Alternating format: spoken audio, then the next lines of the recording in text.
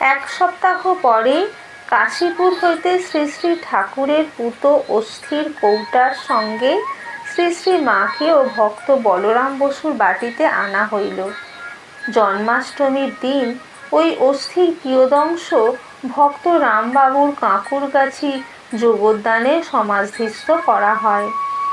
এই ব্যাপার লইয়া গৃহস্থ ও ত্যাগী ভক্তদের মধ্যে মতবিরোধের কথা শুনিয়া শ্রী শ্রীমা বলিয়াছিলেন, এমন সোনার মানুষই চলে গেলেন, দেখেছ গোলাপ, এখন ছাই নিয়ে ঝগড়া।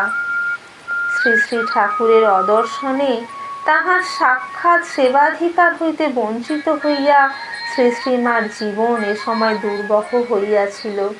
মাঝে মাঝে তাহার মনে হইত, কি হবে এ কষ্ট সহ্য করে, চলে যাই তাঁর কাছে।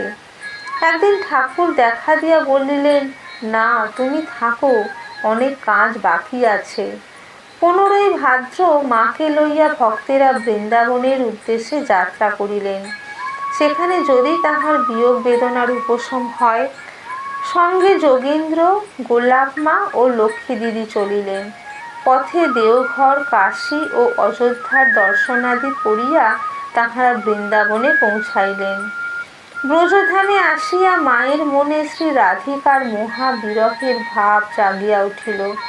অজস্র ধারায় মা কাঁদিতে লাগিলেন।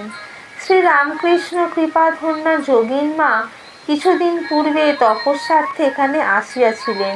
তিনিও মায়ের গলা জড়াইয়া ধরিয়া কান্নায় যোগ দিলেন। শ্রী রামকৃষ্ণ আর থাকিতে পারিলেন না, দেখা দিয়া বলিলেন, এত কান্না কেন? তারপর হইতে ঘন ঘন দর্শন লাভ করিয়া মায়ের মন আনন্দে ভরিয়া উঠিল।